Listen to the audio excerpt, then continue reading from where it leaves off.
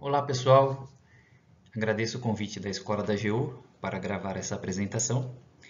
Eu já gravei uma apresentação semelhante a essa há um tempo, quando foram lançadas as medidas provisórias para enfrentar a pandemia. E pensei comigo na época, ainda bem que o vídeo é curto, porque senão corremos o risco de no meio do vídeo as medidas mudarem.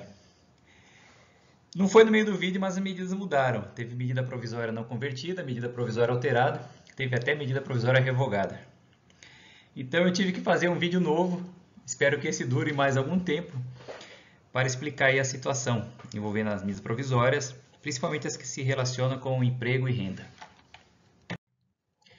Então qual que vai ser a sequência da nossa apresentação? Os problemas, as medidas adotadas e como ficam essas medidas provisórias, alteradas, não convertidas, revogadas, rejeitadas, vamos lá. Quais são os problemas? A Covid-19 ainda não tem uma cura e também ainda não temos uma vacina efetiva. Com isso, chegou-se ao consenso que as pessoas precisariam ficar afastadas umas das outras, de modo a conter o contágio, pelo menos até chegarem os tratamentos, chegarem as vacinas. Mas como que a gente faz isso? Evitar a aglomeração das pessoas. As pessoas têm que ficar em casa. Mas como é que a gente vai fazer a pessoa ficar em casa se ela tem que trabalhar? A pessoa fica em casa e o empregador tem que pagar? E se se trata de um profissional autônomo, ele fica em casa, como fica a renda dele? A empresa fecha e não tem receita, como fica essa situação? Então são esses os problemas que o governo teve que enfrentar. Quais foram as soluções adotadas? Eu vou citar aqui 5 medidas provisórias, foram mais, mas vou citar aqui as principais para o assunto que nos interessa. A medida 927, objetivo principal, o distanciamento. Tem outras medidas também nesse meio aí, mas o principal é o distanciamento. A segunda medida, a 932, ela reduziu o valor de algumas alíquotas de impostos. 936, ela criou um programa especial que a gente vai ver para manutenção do emprego das pessoas, para evitar que as pessoas perdessem o emprego. A gente vai ver como que foi feito isso. A medida 944, que ofereceu crédito para as empresas pagarem os seus empregados. E a 946, o que tem de importante é que ela autorizou o saque antecipado do FGTS. Vamos ver cada uma delas. Então, em primeiro lugar, a 927, os principais pontos. Como é que a gente faz esse distanciamento? Primeiro, eu vou autorizar as empresas a adotarem um regime de teletrabalho.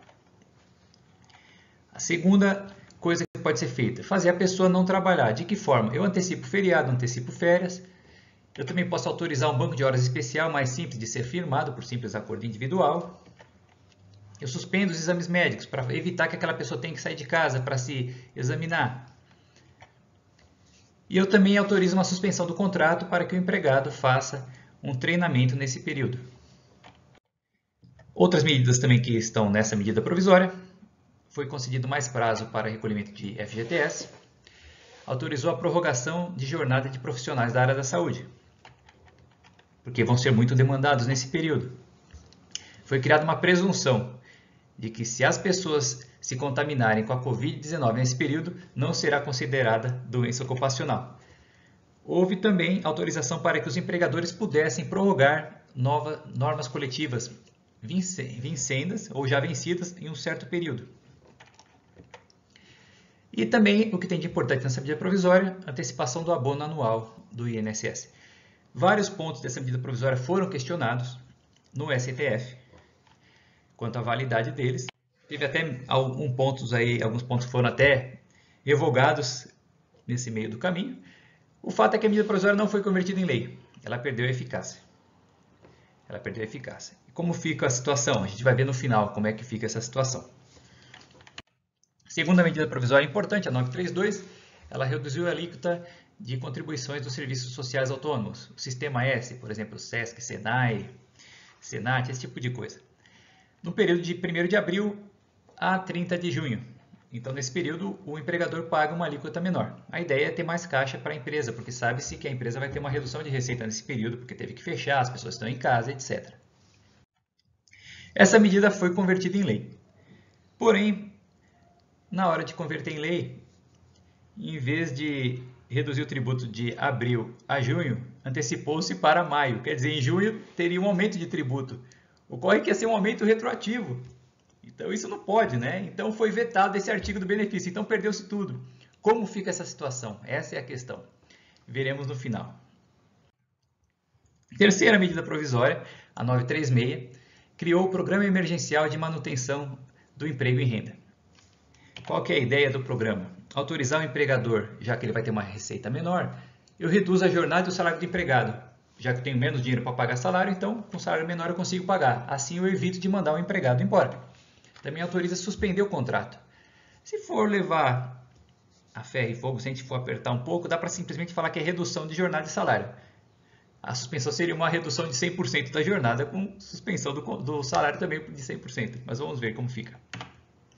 Benefício emergencial também foi criado, de preservação do emprego e renda. Como é que funciona esse benefício? Nós vamos ver a seguir. Por que a seguir? Porque essa medida provisória foi convertida em lei, na Lei 14.020, com alterações. Então, em vez de eu falar da medida provisória, eu já vou falar da lei alterada, certo?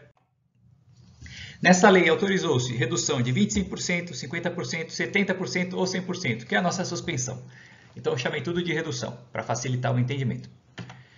Eu reduzo a jornada, então, nesse percentual, e reduzo proporcionalmente o salário. Então, se o empregado vai trabalhar 25% menos horas, ele recebe um salário 25% menor. E fica por isso mesmo? Não. Aí, esses 25% a menos, ele vai receber do governo. Os 25% inteiro? Não. Você pega o 25% e aplica sobre a base de cálculo do seguro-desemprego. Imagina que esse empregado estivesse desempregado. Ele teria um valor de seguro-desemprego para receber. Como a redução aí foi de 25%, eu aplico 25% sobre esse valor que ele receberia. Então, ele recebe 25% do seguro-desemprego. O resto é a mesma coisa, 50%, 70%, 100%. Isso no geral. Tem algumas peculiaridades, mas que não interessam para a gente aqui nesse caso. Tem uma exceçãozinha, que se a empresa em 2019 teve uma receita maior do que 4.800.000, ela precisa pagar para o empregado 30% do salário dele, para poder suspender, se for adotar a suspensão. Nesse caso, o benefício é de 70% e não de 100%.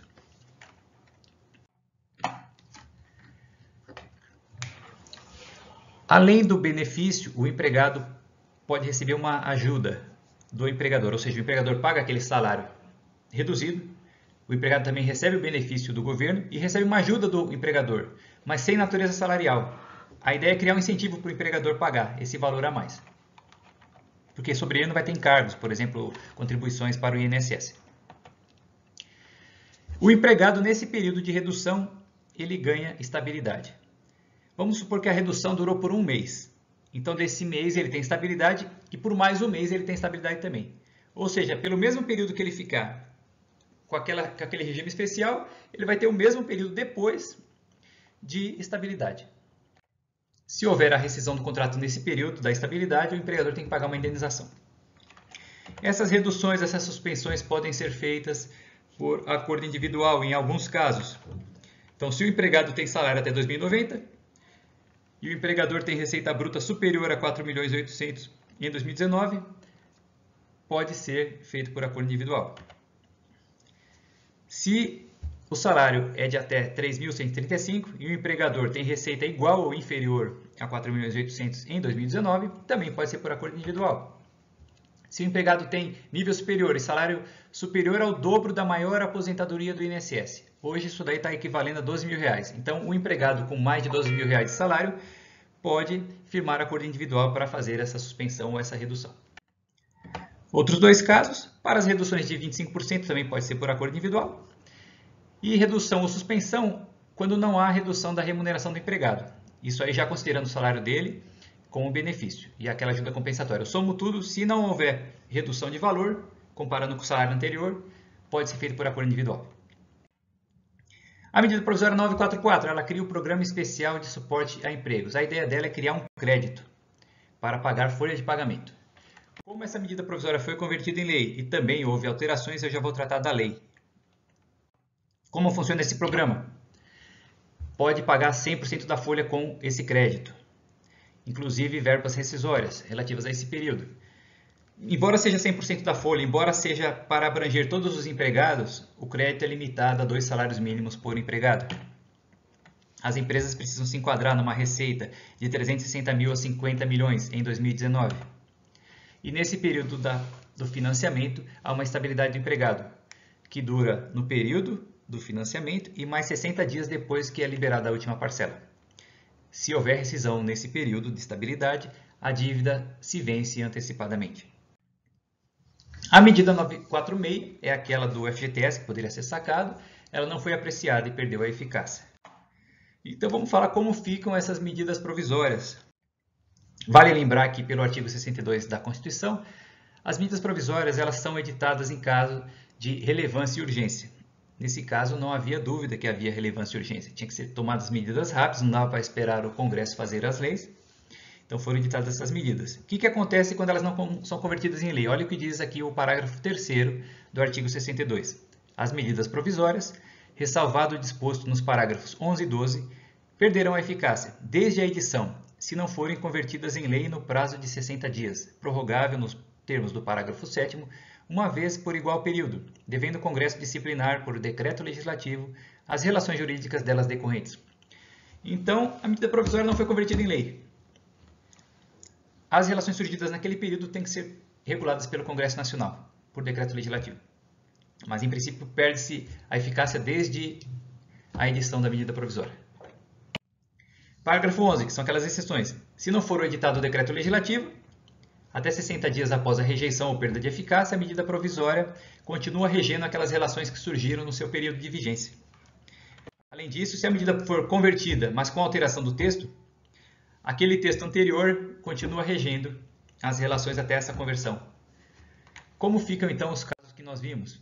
A medida 927, se houve um ato praticado no seu período, em princípio esse ato continua válido. A medida não foi convertida, porém se, por exemplo, o empregador antecipou um feriado, eu não vou considerar esse ato nulo, não vou fazer o empregador fazer o empregado trabalhar para compensar aquilo. Em princípio foi válido o ato. Com relação a 932, que foi aquela redução do tributo, da mesma forma, em princípio, continua válido. Então, eu paguei um tributo a menor naquele período, não vou precisar pagar a diferença. Por conta do princípio da segurança jurídica, porque a própria Constituição diz que se não é convertido em lei, fica valendo o que estava estabelecido naquela época. Nesse caso, houve conversão em lei, mas foi vetado o artigo. Então, eu posso considerar que foi rejeitada. Posso pegar a mesma ideia da rejeição. Então, continuo regendo aquele período pela medida provisória da época. Até o caso aí é simples, porque o benefício era limitado no tempo. O problema é quando você cria um benefício ad eterno ou contínuo que vai além do período da medida provisória. Então, esse é um problema que pode surgir. A 936, da mesma forma, os atos praticados sob sua vigência continuam se regidos por ela, só que essa medida foi convertida em lei. Então, depois que entra em vigor a lei, os novos atos têm que se reger pela lei. E se a medida provisória foi revogada? Isso aconteceu? Aconteceu. Havia a medida provisória 905, que tratava da carteira de trabalho verde e amarela, ela foi revogada pela 955. Posso revogar uma medida provisória? Existe muita controvérsia. Em princípio, eu posso. Como? Se houver relevância e urgência. Vamos supor que eu trago uma medida provisória. No meio da vigência da medida provisória surge um novo fato relevante e eu tenho que urgentemente revogar aquela medida provisória. Está mais do que autorizado eu revogar. Então, a partir da revogação, deixa de produzir efeito, que é o que aconteceu nesses casos que houve revogação. A partir da revogação da medida provisória, aquela medida provisória anterior deixa de produzir efeito.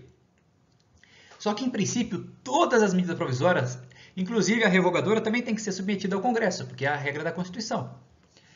E aí ele vai ter que analisar se houve relevância e urgência nessas medidas. E se o ato foi firmado na vigência da medida provisória, mas com efeitos continuados após a cessação da eficácia? Essa é a questão. Essa é a questão. Isso o Congresso vai ter que analisar no momento em que ele faz o decreto legislativo para ver como que fica essa ideia. Imagina que vem uma medida provisória e cria lá um benefício ad eterno. Só que a medida provisória a gente sabe que dura só um período. Pode ser feito isso? Essa é uma boa questão.